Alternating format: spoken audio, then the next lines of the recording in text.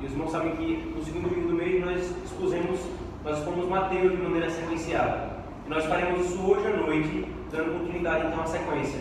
Entretanto, para que nós não percamos o fio da meada do que nós começamos no domingo passado acerca de Gênesis, nós vamos expor hoje pela manhã Gênesis capítulo 5, todo o capítulo.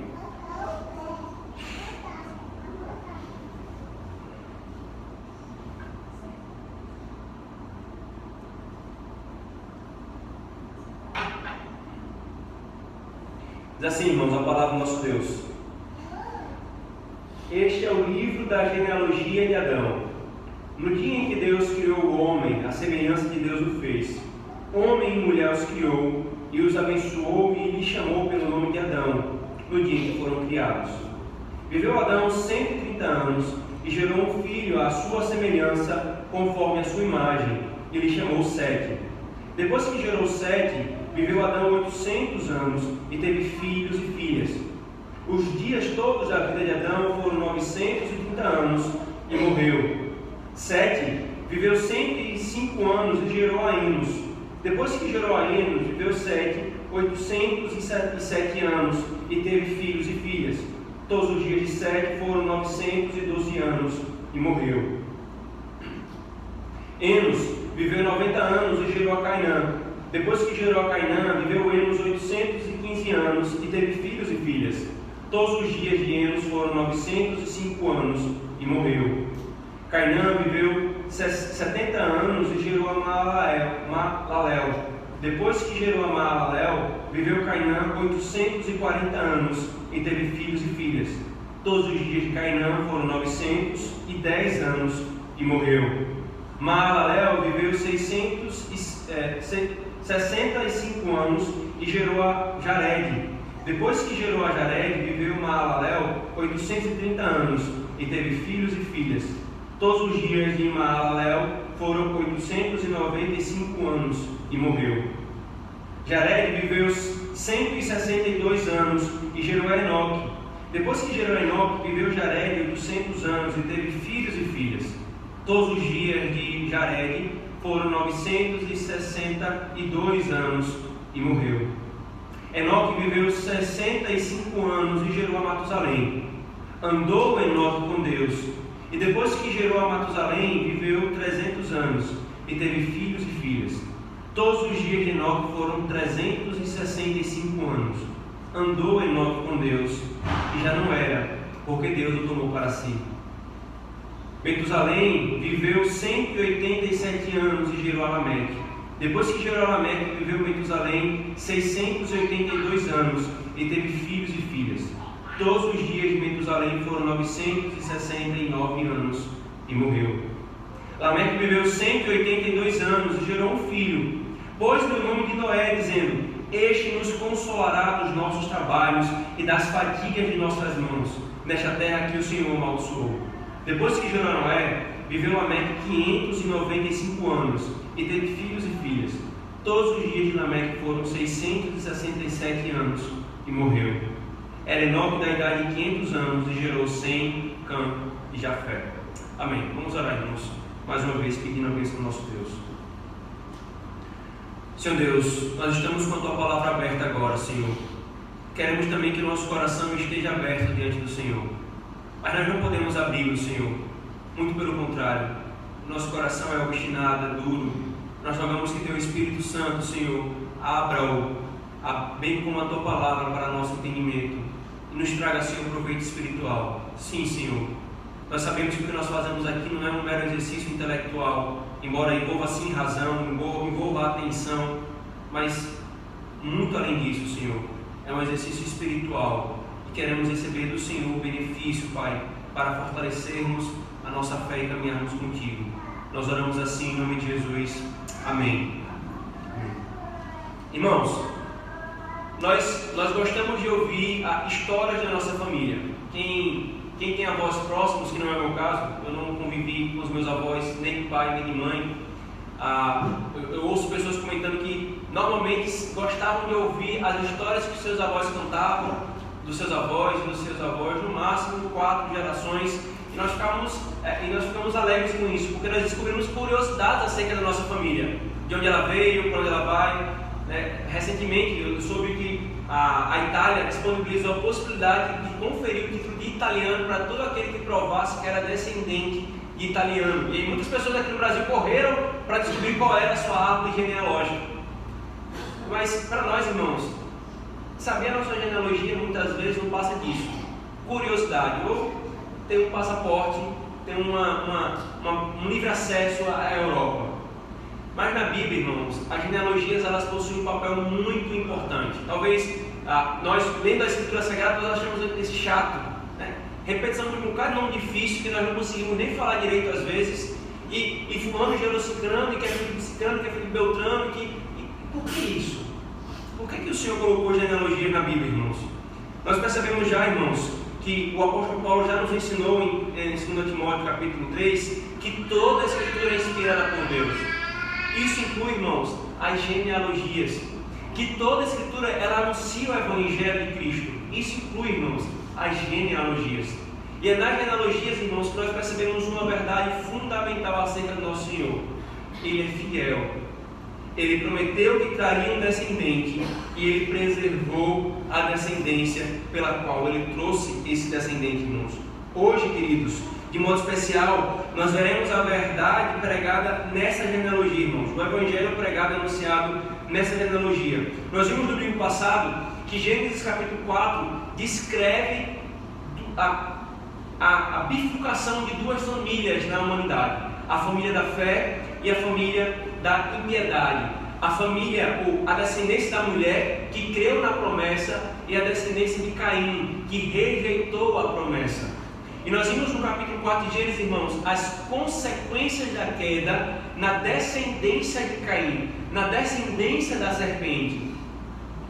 E nós vimos que foram coisas desastrosas, irmãos, coisas danosas. Mas o capítulo 5 vai nos mostrar que a descendência da mulher também foi afetada pela queda, só que de maneira diferente.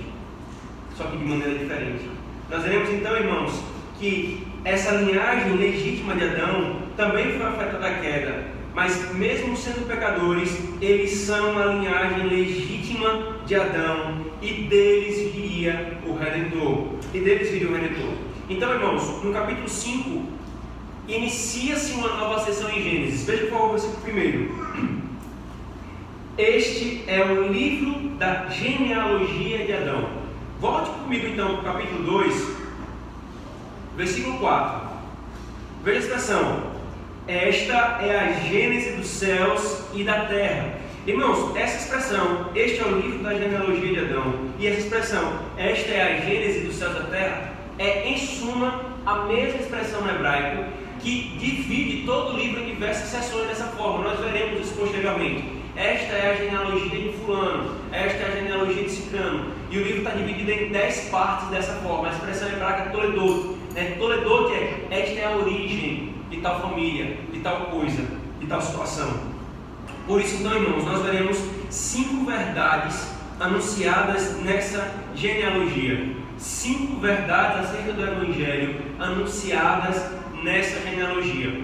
A primeira coisa que eu queria falar, irmãos, antes de nós vermos essas 5 verdades, que eu tenho certeza que essa dúvida já surgiu no seu coração: como é que pode seres humanos viverem tanto tempo assim? Nós temos aqui alguns médicos no nosso meio e eles podem comprovar: seres humanos não vivem mais de 120 anos, 121, 125 no máximo. O seu corpo se esvai. É certo, irmãos, eu já falei isso no sermão passado, que o porquê de não acontecer, porque não acontece hoje uma coisa, não quer dizer que ela não aconteceu no passado. Na verdade, esse raciocínio é um raciocínio chamado na filosofia de ceticismo. Ou seja, porque os meus olhos não veem isso hoje, certamente não aconteceu no passado. E foi exatamente isso que os liberais fizeram, irmãos. Eles diziam: eu não consigo ver ninguém transformando água em vinho hoje. Eu não consigo ver ninguém andando sobre as águas. Logo, Jesus não andou sobre as águas. Logo, Jesus não transformou água em vinho. Qual é o erro desse raciocínio, irmãos? É que eu subordino a realidade das coisas à minha experiência. Se eu não vejo acontecer, não é verdade. Se eu não consigo fazer acontecer de novo hoje, então isso não aconteceu no passado. Mas, irmãos, tem tantas coisas que não é descrita na Escritura Sagrada que corroboravam para que os homens pudessem viver tanto tempo. Quer ver uma delas? O dilúvio. Tem uma coisa que divide a longevidade do homem e a não longevidade do homem. Antes do dilúvio, é comum nós encontrarmos essa descrição. Os homens viviam e lá vai uma centena de anos. Fulano vivia e lá vai uma centena de anos. Mas após o dilúvio, o que passa a ser comum? Fulano viveu até os 100 anos, viveu até os 90 anos, viveu até os 80 anos. A longevidade ela caiu. Por isso, alguns, e aqui eu vou citar, alguns cientistas cristãos que não se subordinam ao racionalismo nem ao empiricismo, mas subordinam à revelação, crendo que de fato os homens viveram o tempo como a Escritura diz que eles viveram, vão levantar essa questão de que possivelmente há uma diferença que afetou o homem, quer seja na atmosfera, quer seja nele mesmo, que possibilitava ele viver muito tempo e agora ele não vive muito tempo assim. Só para os irmãos terem ideia, a narrativa de Gênesis, irmãos, nos fala que antes do dilúvio não chovia sobre a terra. Veja que coisa, irmãos. Antes do dilúvio, durante centenas de anos, não caía uma gota do céu em forma de chuva. É tanto que quando Noé pregava o Evangelho, irmãos, para os homens da sua época, eles não criam. Noé, chover, Noé? O que é chover, Noé? Não chove, como é que você está falando que vai chover? Que vai cair um dilúvio que vai inundar a terra. Noé, chuva não existe, Noé. Deixa de besteira. Era isso que eles falavam para Noé. Porque antes do dilúvio não chovia.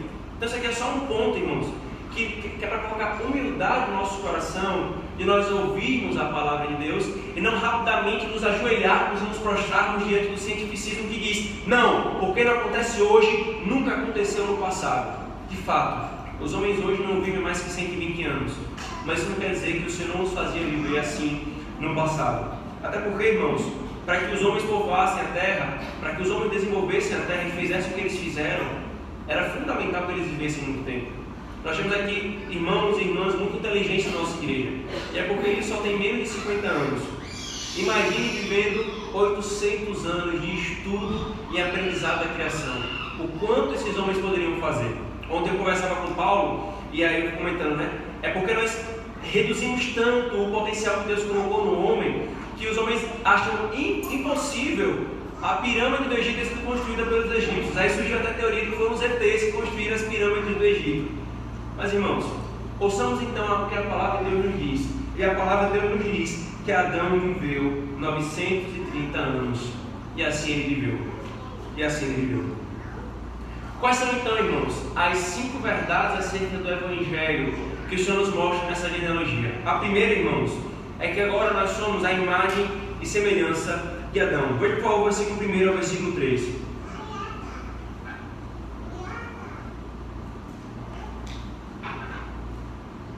Esta é a genealogia de Adão.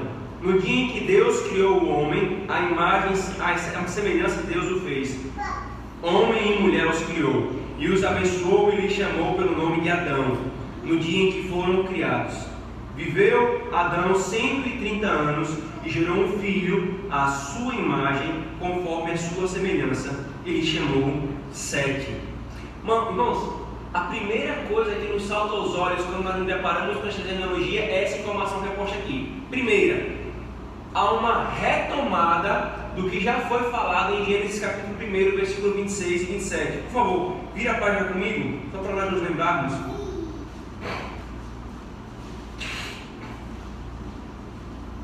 Veja o que o Senhor falou em Gênesis capítulo 1. Também disse Deus: façamos o homem à nossa imagem, conforme a nossa semelhança. Tenha ele domínio sobre os peixes do mar, etc.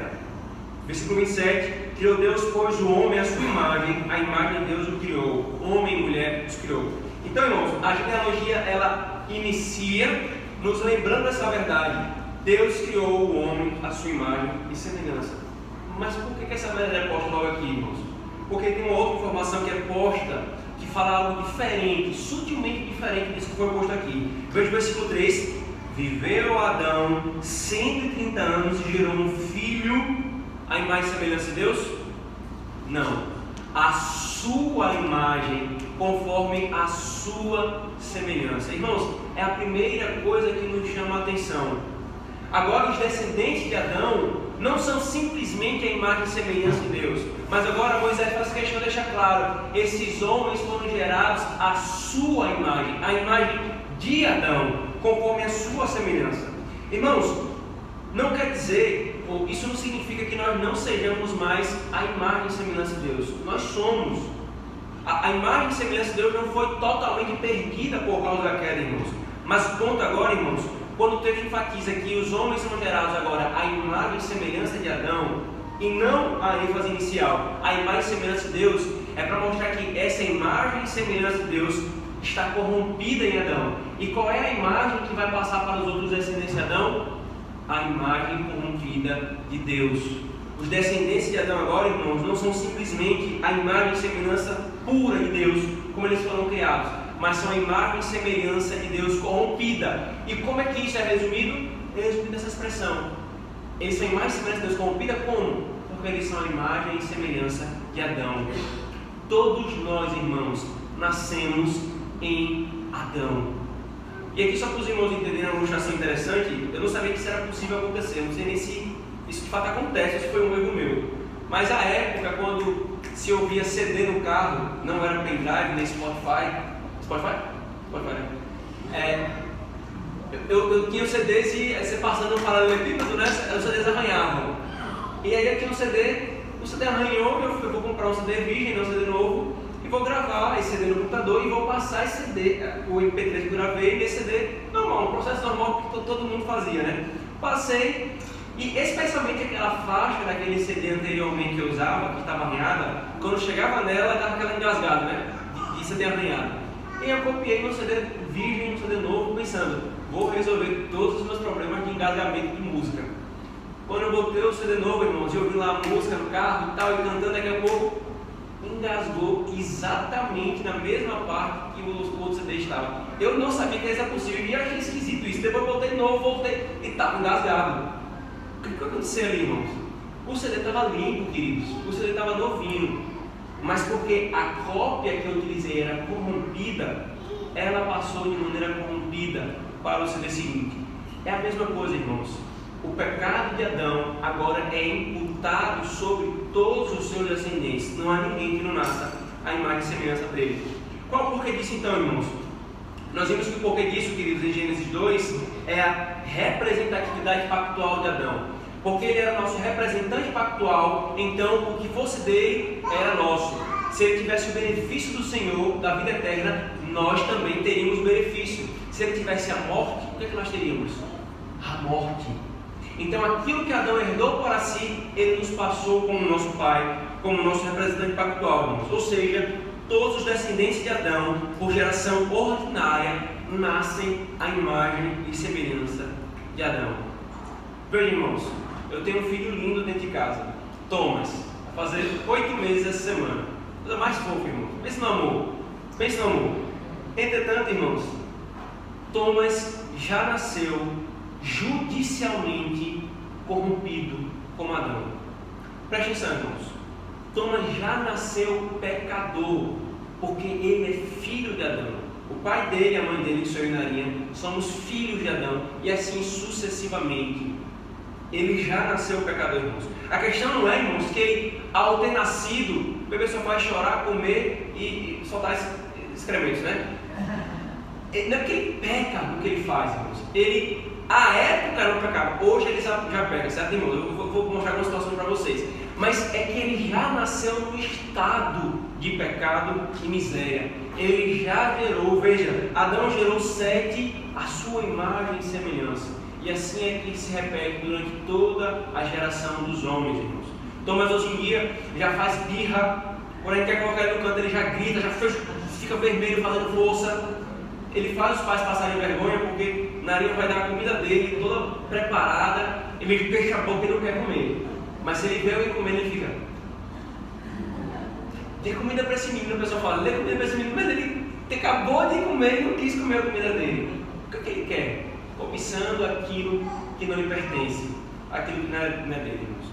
Thomas, como todos nós, como qualquer outra criança, irmãos, já nasce no estado de pecado e miséria. Por isso, irmãos, nós não podemos crê na ideia de que o homem nasce bom e é a sociedade que corrompe. Essa ideia ensinou o filósofo Rousseau, e muitos creem nisso, irmãos. O homem nasce bom, é a sociedade que corrompe. Pergunta: a sociedade é feita por quem? Por outros homens. A sociedade é corrompida porque os homens que constituem a sociedade são corrompidos, irmãos. Ou então, que todos nascem bom e depois é que ficam pecadores, como ensinou o herege chamado Pelágio. Quer ver essa verdade, irmão, na Escritura Sagrada? Abram, por favor, Salmo 51, versículo 1. Por favor. Salmo 51, versículo 1.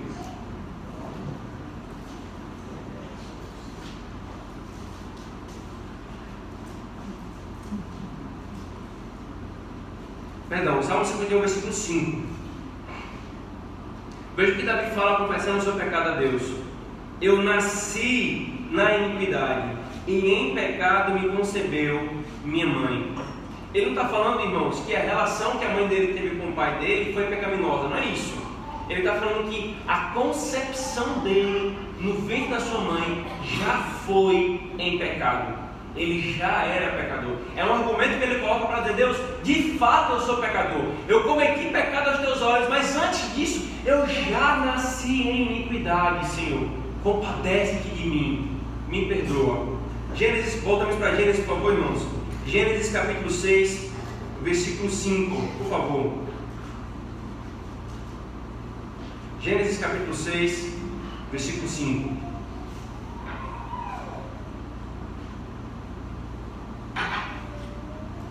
Veja o testemunho do Senhor, irmão, acerca da humanidade. Viu o Senhor que a maldade do homem se havia multiplicado na terra e que era continuamente mal todo o desígnio do seu coração. Continuamente mal. Uma parte do desígnio do coração do homem? Não. Todo o desígnio do coração do homem. E é por isso que o Senhor derramou o dilúvio, irmãos, inclusive sobre crianças, sobre infantes. Aí você pensa assim: não, o dilúvio passou, né? Isso mudou? Não, irmãos. Veja, por favor, Gênesis capítulo 8, versículo 21. O que o Senhor fala? E o Senhor aspirou o suave cheiro, da oferta de Noé e disse consigo mesmo: não tornarei a amaldiçoar a terra por causa do homem. Por quê? Porque é mau o desígnio íntimo do homem desde a sua mocidade. Nem tornarei a ferir todo o vivente como fiz. Irmãos, o Senhor está testemunhando que o homem, desde a sua concepção, já nasce pecador. Romanos capítulo 3, irmãos, que nós vimos: não há um justo sequer, ninguém que faça o bem. Irmãos, não há um justo sequer. Isso inclui as crianças, irmãos. Por que eu estou fazendo isso, irmãos? É para deixar claro que todos nós, desde o nosso nascimento, já somos gerados à imagem e semelhança de Adão. Mas aí alguém pode perguntar assim: pastor, e aquele texto de Marcos 10, versículo 14? Os irmãos lembram o que diz lá? Deixai vir a mim as criancinhas, por quê? Porque dos tais é o reino dos céus. Muitas pessoas usam esse texto para falar assim: está vendo? As criancinhas não têm pecado, porque Jesus está falando que dos tais é o reino dos céus. Mas veja, irmãos, um português bem entendido deixa claro o texto, não precisa nem apelar para o contexto, mas o contexto deixa claro isso. Quando ele está falando que deixai vir as crianças porque dos tais é o reino dos céus, ele está dizendo daqueles que são semelhantes a crianças. Mas é porque ele está comparando com a natureza da criança? Não. No contexto ele está falando da criança que é humilde e dependente dos seus pais. Aqueles que são humildes e dependentes como uma criança o é, a estes pertence o reino dos céus, irmãos. Sabe por quê, queridos? Não há nada na nossa natureza, no homem natural, que ergue o reino dos céus. Se eu digo, não, o homem quando nasce, ele nasce bom, ele nasce em pecado, eu estou dizendo que no nascimento do homem, ele é digno de receber o reino dos céus. Se fosse isso, irmãos, o Senhor não diria que é necessário que o homem nasça de novo. Por que o homem precisa nascer de novo se no seu primeiro nascimento ele já nasce puro, bom e justo? É porque os homens foram gerados à imagem e semelhança de Adão, irmãos. Que nós, desde o nosso nascimento, já necessitamos e carecemos da graça de Cristo, irmãos. Já necessitamos e carecemos da graça de Cristo. Porque se fosse assim, queridos, se simplesmente quando Tomás nascesse, ele já fosse um santo, um inocente, que merecesse o reino dos céus, quão terrível eu e Narinha seríamos se deixássemos ele chegar à idade da razão, quando ele poderia cometer pecados conscientemente, irmãos. Mas é exatamente o contrário. É porque ele nasce pecador, que eu e Narinha, que os irmãos que são pais, cuidam com todo afinco, com toda a diligência, para que seu filho cresça, se desenvolva, para que ele possa chegar à idade em que ele vai entender que ele necessita de Cristo para a salvação. Não é porque ele é santo, inocente e sem pecado, é porque ele é pecador. Ele precisa chegar nesse ponto aqui para reconhecer que Cristo é o seu Salvador. É por isso que nós cuidamos dos nossos filhos, irmãos. Porque se não fosse assim, se eles já nascessem dignos do reino dos céus, que terríveis nós somos, permitir que os nossos filhos cresçam até a idade que eles possam cometer pecados e serem tirados do reino dos céus. Mas é porque, irmãos, todos os homens são pecadores, que nós precisamos e crer que o homem não nasce bom e que assim, por si mesmo ele não merece o reino dos céus. Mas aí, irmãos, tem uma coisa importante aqui que é importante deixar claro nesse ponto. Nós não queremos dizer também, irmãos, que todas as crianças que morrem na infância, elas vão para o inferno. Se eu estou dizendo que qualquer criança que morrer não vai para o céu, a Escritura também não ensina, irmãos, que todos os que morrem na infância vão para o inferno. Aqui nós paramos, sabe por quê, irmãos? Porque tem mistério que nós não entendemos. Aqui eu cito a explicação pastoral da nossa confissão de fé. Veja, por favor, acompanhe a leitura comigo. A nossa confissão de fé no capítulo 10, na seção 1, quando ela trata da vocação eficaz, ela diz o seguinte: as crianças que morrem na infância, sendo eleitas, são regeneradas e por Cristo salvas por meio do Espírito, que opera quando, onde e como quer, do mesmo modo que são salvas todas as outras pessoas incapazes de exteriormente serem chamadas pelo ministério da palavra. Irmãos, veja que negócio fantástico que a nossa confissão está fazendo. No capítulo da vocação eficaz, ela fala aquilo que nós já vimos aqui na igreja: a salvação só vem por meio da pregação da palavra. É fundamental crer no Evangelho para que eu seja salvo. Mas fica uma pergunta: e aqueles que não têm a oportunidade de ouvir a palavra? Crianças que morrem na infância ou os incapazes de entender a palavra?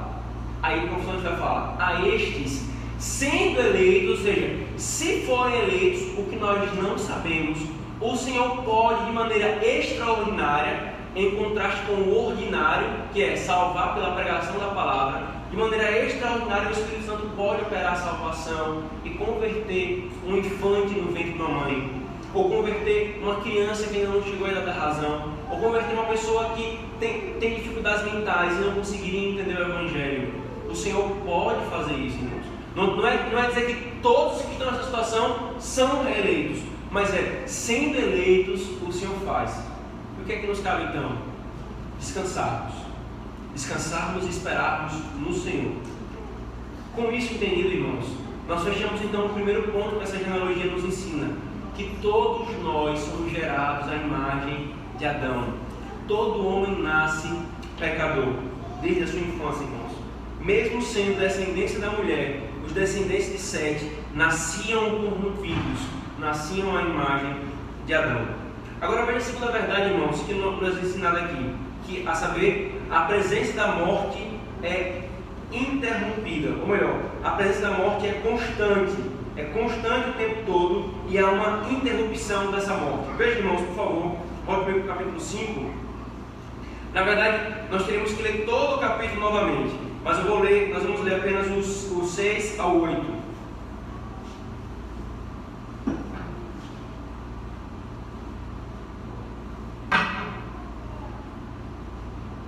Sete viveu 105 anos e gerou a Enos.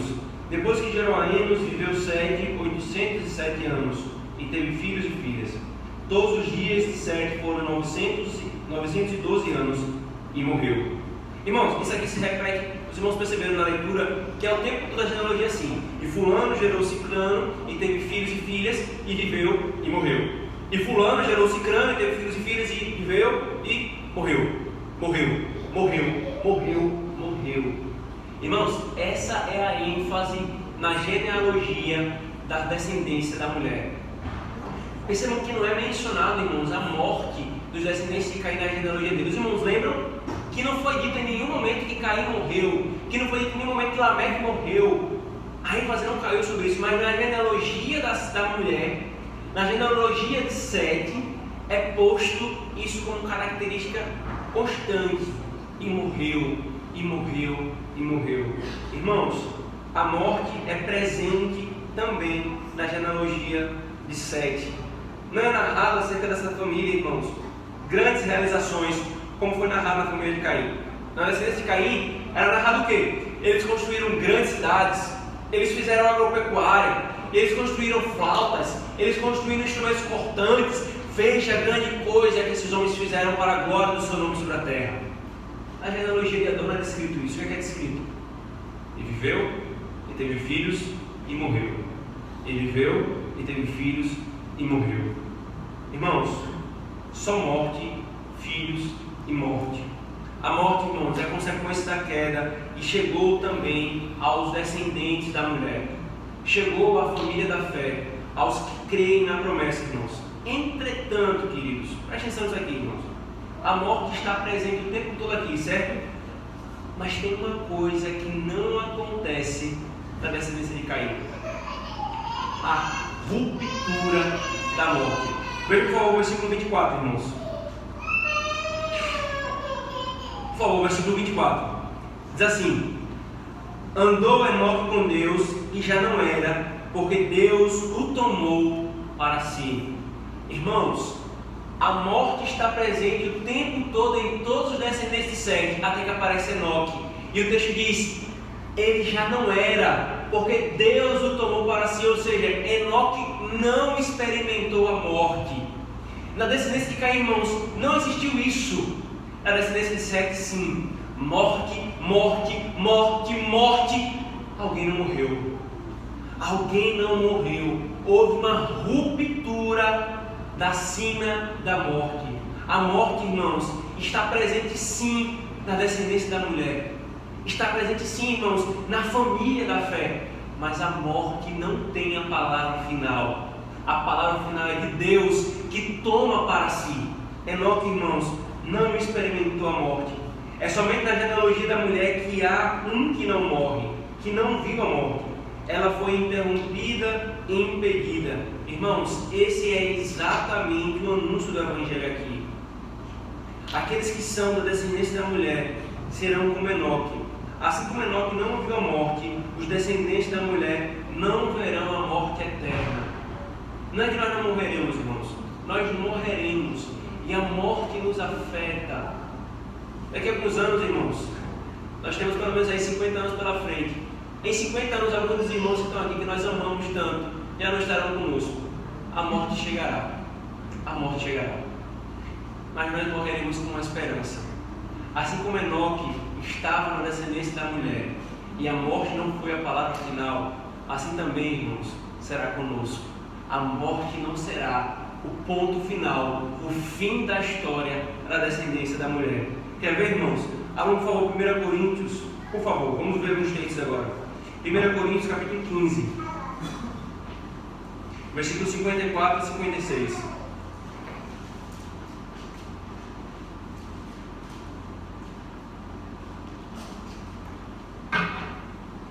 1 Coríntios, capítulo 15, versículos 54 e 56. E quando este corpo corruptível se revestir de incorruptibilidade, e o que é mortal se revestir de imortalidade, então se cumprirá a palavra que está escrita: tragada foi a morte pela vitória. Onde está, ó morte, a tua vitória? Onde está, ó morte, o teu aguilhão? O aguilhão da morte é o pecado, e a força do pecado é a lei. Graças a Deus que nos dá a vitória por intermédio do nosso Senhor Jesus Cristo. Amém. Irmãos, por isso que eu já afirmei para os irmãos, era necessário que o próprio Deus encarnasse e assumisse a nossa natureza mortal, para que Ele morresse e experimentasse a nossa morte. Mas para que a morte não tivesse vitória, Ele ressuscitou, porque o salário do pecado é a morte, mas nosso Senhor não pecou, por isso a morte não poderia retê-lo. Ele não merece esse salário, ele não merece esse pagamento. E quando ele rompe a morte, ressuscitando, todos aqueles que creem nele, todos aqueles que estão unidos a ele pela fé, estes também terão a vitória sobre a morte. terá uma vitória sobre a morte, irmãos. Por favor, Apocalipse capítulo 20, versículo 3. Abra comigo, por favor. Apocalipse capítulo 20, versículo 13.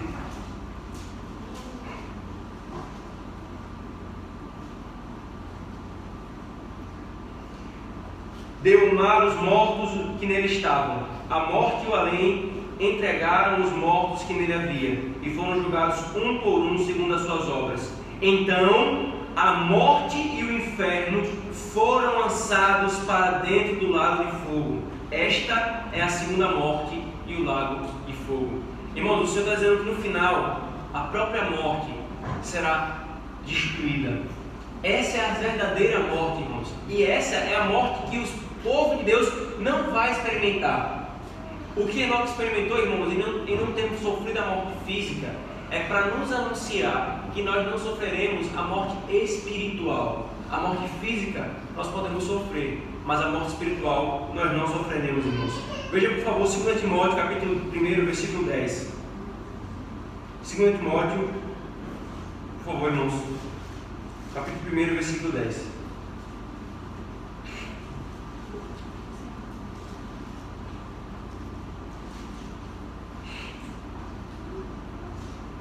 E manifestada agora pelo aparecimento do nosso Salvador Cristo Jesus, o qual não só destruiu a morte, como trouxe à luz a vida e a imortalidade mediante o Evangelho. Mediante o Evangelho. E a mesma verdade, irmãos, por favor, João capítulo 5, versículo 24. Por favor, irmãos. João capítulo 5, versículo 24.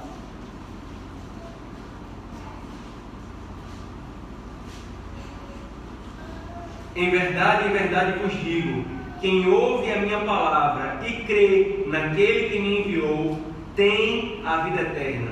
Não entra em juízo, mas passou da morte para a vida. Da morte para a vida. A segunda verdade, irmãos, que esse aspecto da genealogia nos ensina, é que o Senhor rompeu com a morte como sendo a palavra final. E assim como Enoque não experimentou a morte física, nós também, aqueles que creem, que fazem parte da descendência da mulher, nós não experimentaremos a morte espiritual. Irmãos, esse é o nosso consolo. Essa é a nossa esperança. Quer seja nos últimos momentos da nossa morte, irmãos, nos últimos da nossa vida, na verdade, nos últimos segundos da nossa vida, quando o nosso espírito estiver se esvaindo, irmãos, esse é o nosso consolo. Essa é a nossa esperança. Quando entes queridos nossos, irmãos, já se foram, esse é o nosso consolo. Essa é a nossa esperança. Quando tudo se acabar, irmãos, e a morte enfim chegar, com Ele nós reinaremos. Com Ele nós reinaremos. A terceira verdade, então, irmãos, que nos é ensinado nessa genealogia, está no versículo 22. Por favor, volte comigo para Gênesis capítulo 5, versículo 22 e 24.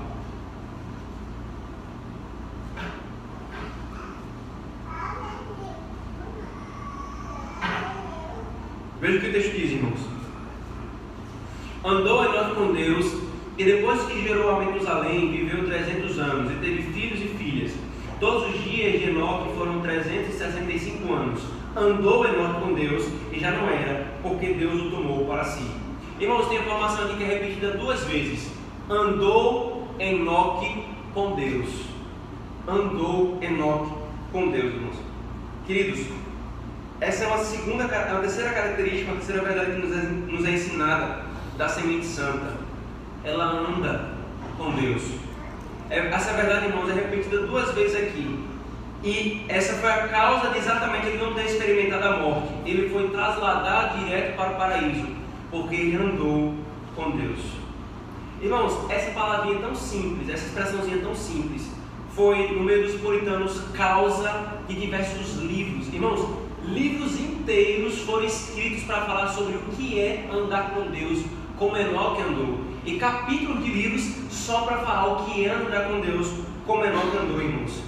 Enquanto os descendentes de Caim viviam para si, para a sua própria glória, para o mundo e para a impiedade, os filhos de Sete viviam para Deus.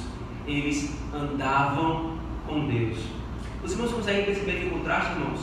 Não é falado nada no capítulo 4 sobre Deus e os descendentes de Caim, mas sobre Deus e os descendentes de Sete é dito o quê? Enoque andou com Deus. Porque andar com Deus, irmãos, é uma marca distinta da verdadeira descendência do Senhor, da verdadeira descendência da mulher. Seguem suas vidas os homens ímpios sem viver para Deus, mas os homens piedosos vivendo para Deus, andando com Deus. Ao final dos nossos dias, irmãos, ao final dos nossos dias, o que pode ser lido? O que pode ser dito? Fulano andou com Deus, Christopher andou com Deus, Leonardo andou com Deus, Dulce andou com Deus. O que pode ser dito, irmãos? Ao final dos nossos dias, é dito que foi falado de Enoque ou não.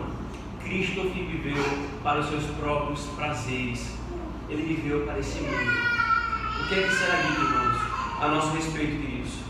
Mas o que é então, irmãos, andar com Deus? O que seria andar com Deus? A vida cristã, queridos, não são meramente atos externos, como alguns reduzem o cristianismo a isso. Ou os humanistas que reduzem a simplesmente fazer uma série de coisas, não importa se você está entendendo ou se você não está entendendo. No apartamento que eu morava, tinha um senhor que ficava as tardes inteiras rezando o texto. Ato externo. Ato externo. Andar com Deus, irmão, não é simplesmente um ato externo. Não é fazer alguma coisa específica, subir ao monte, ter experiências. Se eu tenho experiências no meu coração, se eu me arrepio, se sobe alguma coisa na minha espinhela, eu estou andando com Deus. Não é isso que é andar com Deus, irmãos. Não estou dizendo que nós não possamos ter arrepio, né, presbítero Bruno? Presbítero Bruno, depois eu tenho um arrepio. Não é isso, irmãos. Mas é que não é isso que define o andar com Deus. Não é isso que define o andar com Deus. Veja, queridos, também andar com Deus não é crer em meras proposições. Não é simplesmente crer em um certo conjunto de doutrinas. Isso também envolve andar com Deus, mas não é meramente isso, irmãos. A vida cristã está há anos-luz dessas mediocridades. A vida cristã, irmãos, é andar com Deus. E mais uma vez eu pergunto, o que é andar com Deus? Ela pode ser resumida nisso, irmãos, a vida cristã, andar com Deus. Thomas Boston nos diz o seguinte, comentando esse texto: da história de Enoque nós podemos aprender duas lições. A primeira, como vivermos bem nesse mundo. A segunda, a felicidade que habita aqueles que estão no mundo, mas não vivem para aqui. Tem um puritano, irmão, chamado Richard Sibbes. Ele era conhecido pelo seu jeito pastoral e muito doce de lidar com o rebanho.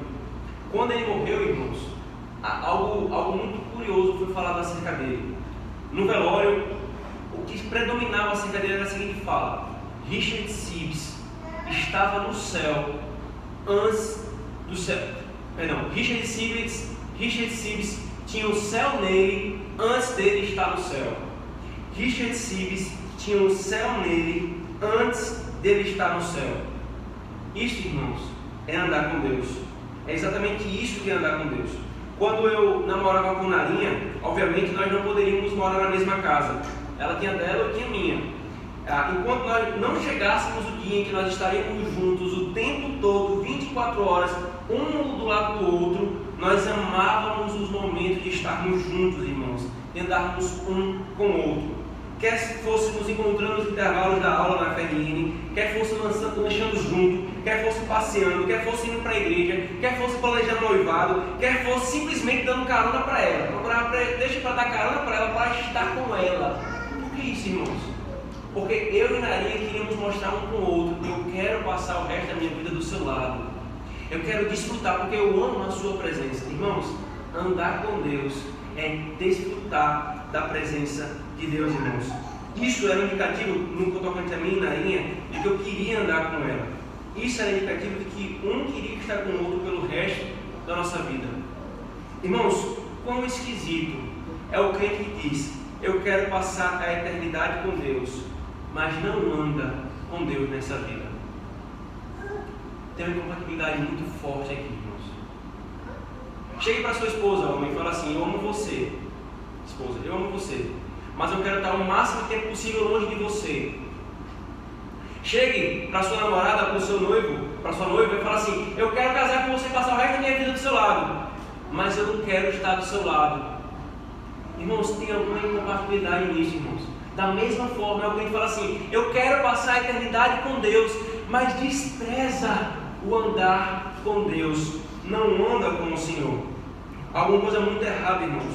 As palavras não condizem com o que de fato está no nosso coração. É como uma bússola que aponta para o sul, dizendo que quer apontar para o norte. Não, eu quero apontar para o norte, mas está apontando para o sul. Andar com Deus, irmãos, é o que resume a vida cristã. Não é mera religiosidade, mas é fruto de uma vida que foi transformada por Ele. É muito maior do que o nosso desejo de andar com o nosso cônjuge. O nosso desejo de andar com o nosso cônjuge é nada comparado ao desejo que deveria estar no coração do povo de Deus de andar com Deus.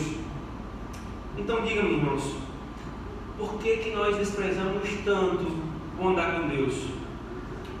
Mas pastor, o senhor ainda não falou o que é de fato andar com Deus. Como é que eu ando com Deus? Nós andamos com Deus, irmãos, quando nós desfrutamos daquilo que Deus nos deu para ser um meio de comunhão com Ele. A sua palavra e a oração, os meios de graça, a pregação pública no dia do Senhor, os sacramentos no dia do Senhor. Irmãos, a leitura diária da palavra, a oração, isso são os meios que o Senhor nos deu para nós andarmos com Ele. E por que, irmãos? Por qualquer motivo que seja. Eu não estou falando aqui das coisas que de fato acontecem, eu estou falando de motivos triviais. Nós simplesmente não queremos vir ao culto, nós simplesmente não queremos orar, nós simplesmente não queremos ler a palavra de Deus. Como, irmãos? Que vergonha para nós é isso.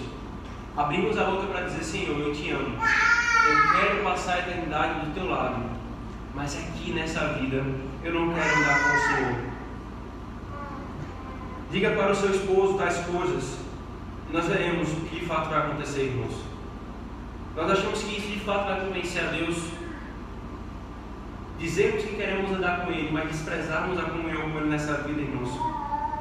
Por que nós tratamos Deus dessa forma?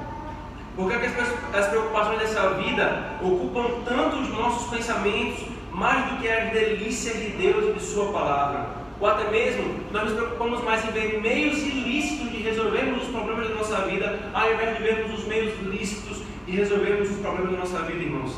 Ao final da nossa vida, queridos, o que é que pode ser dito? Fulano andou com Deus, ou fulano viveu para esse mundo, como foi dito acerca dos filhos de Caim. E que importa, irmão, dizer: poxa, fulano morreu, né? Ah, como ele fez grande patrimônio. Ah, como ele era tão carismático, tão engraçado, ou qualquer coisa. Mas não ser dito acerca daquela pessoa: fulano andou com Deus. A vida percorrida, irmãos, sem ser andando com Deus, é uma vida desprezível e jogada fora. Se nós não andamos com Deus aqui e agora, nós não queremos andar com Deus por toda a eternidade, irmãos. Não viver andando com Deus é viver como um ateu, ainda que eu diga que creio em Deus. Ainda que eu diga que creio em Deus. Como é possível então, irmãos, andar com Deus? Não é simplesmente, eu volto ao que eu falei nisso, mero externalismo. Porque se for simplesmente o uso dos meios de graça, irmãos, nós voltaríamos ao externalismo. Não é simplesmente usar dos meios de graça, mas é usar dos meios de graça confiando naquele que me entregou os meios de graça. É usar dos meios de graça confiando naquele que fez a reconciliação minha com Deus, para que esses meios de graça tivessem algum poder, irmãos. Abram, por favor, 2 Coríntios, capítulo 5, versículo 18 a 20.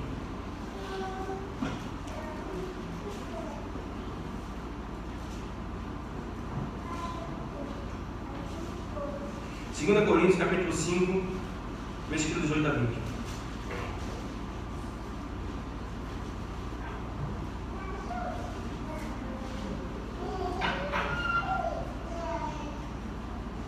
Ora, tudo provém de Deus, que nos reconciliou consigo mesmo por meio de Cristo e nos deu o ministério da reconciliação. A saber, que Deus estava em Cristo reconciliando consigo o mundo. Irmãos, como é que nós podemos andar com Deus? A primeira coisa não é usufruir dos meios de graça. A primeira coisa é estando reconciliado com Deus por meio de Cristo. Quando eu tiver a Cristo, então eu tenho a bênção do Senhor sobre o uso dos meios, e então eu vou andar com Deus. eu vou andar com Deus. Você creu em Cristo? Se sim, você pode andar com Deus. E mais, espera-se que você ande com Deus. E tudo que você faça nessa vida, irmãos, seja marcado por isso: andar com Deus. Andar com Deus. E por último, irmãos, a última verdade que nos é anunciada acerca aqui do Evangelho, dessa genealogia, é a esperança da redenção. Veja, por favor, o versículo, bota comigo para Gênesis capítulo 5, e veja o versículo 28 a 32 dessa genealogia. Lameque viveu 182 anos e gerou um filho. Pôs-lhe o nome de Noé, dizendo: Este nos consolará dos nossos trabalhos e das fadigas de nossas mãos, nesta terra que o Senhor amaldiçoou. Irmãos, nós temos aqui algumas quebras interessantes. A primeira quebra foi a informação de que os filhos de Adão eram gerados à sua imagem e semelhança. A segunda quebra foi que a morte se fazia presente, mas ela foi interrompida. A terceira quebra foi de que estes filhos de Adão, filhos de Sete, andavam com Deus. E aqui vem a quarta quebra, irmãos. A quarta informação nessa genealogia é que esses descendentes de Sete, eles mantinham acesa a esperança. Esperança de quê? De que Deus enviaria um Redentor por meio deles. Veja o que o texto nos diz, irmãos. Lameque viveu 182 anos e gerou um filho. Aí o texto vai nos informar: pôs o nome desse filho Noé. Em nenhum outro, irmãos, foi explicado o porquê do nome, mas em Noé é explicado qual é o porquê do nome. Este nos consolará dos nossos trabalhos e das fadigas de nossas mãos, nesta terra que o Senhor amaldiçoou. Nesta terra que o Senhor amaldiçoou. Irmãos, o que nos chama a atenção nisso é que é comum, sim, os judeus botarem o nome de seus filhos e explicarem o porquê que colocam o nome dos seus filhos. Mas o que nos chama a atenção aqui, irmãos, é exatamente a explicação que é dada para Noé. Primeiro que a palavra Noé, Noah em hebraico, vem de uma palavra que significa descanso, deleite, né? Repouso, nesse sentido, né? Alívio das fadigas. Então, o pai de Noé está falando assim: eu ponho o nome dele de Noé, porque este nos consolará da maldição do Senhor. Irmãos, tal nome expressa exatamente a esperança que esses descendentes tinham, irmãos.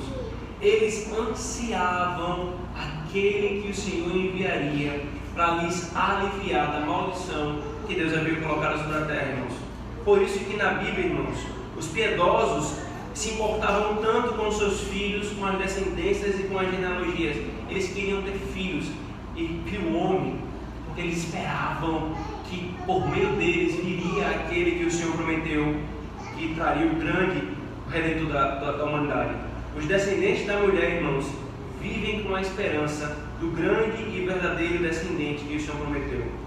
Tanto em seu nome, irmãos, quanto na esperança de seus pais, Noé aponta para Cristo. Só que tem uma questão aqui, irmãos. Noé não foi aquele que trouxe descanso da fadiga do trabalho. Noé não foi aquele que livrou os seus pais da maldição que o Senhor havia colocado sobre a terra. Mas Cristo, o descendente de Noé, foi esse que de fato trouxe alívio da maldição que o Senhor havia colocado sobre a terra, irmãos. O ponto aqui, irmãos, é que eles esperavam e ansiavam o Cristo que o Senhor havia prometido. Por isso, a última característica da descendência da mulher é a esperança do Cristo. Quando eles viviam antes de Cristo vir, eles esperavam o Cristo que viria. Quando os descendentes de Sete vivem depois que Cristo veio, eles se alegram na esperança do Cristo que já veio e que prometeu voltar. Irmãos, essa é a característica da descendência piedosa. Não importa se o homem é moral, não importa se ele é um cidadão polido e educado, só importa uma coisa: se ele creu em Cristo e sua vida foi transformada por isso. Essa é a esperança, irmãos, que nós temos. Essa é a esperança que nós temos. Por isso, irmãos, nessa genealogia nos é ensinado que nós, sim, a descendência da mulher foi afetada pelo pecado. Nós somos gerados em imagem e semelhança de Adão. Sim, a descendência da mulher foi afetada pela queda, porque a morte está presente, mas a morte não é a palavra final. A descendência da mulher anda com Deus, e a descendência da mulher espera no Messias que Deus prometeu, irmãos. Desde o início da exposição, queridos, nós vimos que a humanidade se dividiu basicamente em duas descendências: a da serpente e a da mulher, a da rebelião e a da fé. Deus nos chama, queridos, a sairmos da descendência da rebelião para a família da fé. E nós vimos no domingo passado que não importa qual seja o nosso nascimento, não importa qual seja o nome da nossa família, no último dia nos importará alguma coisa: se nós fazemos parte da descendência da mulher e não da descendência da serpente. Por isso, irmãos, creiamos em Cristo e nos esforcemos para que, confiando na obra dele, nós de fato sejamos aquilo que o Senhor espera da descendência da mulher, por causa de Cristo. Oremos, irmãos.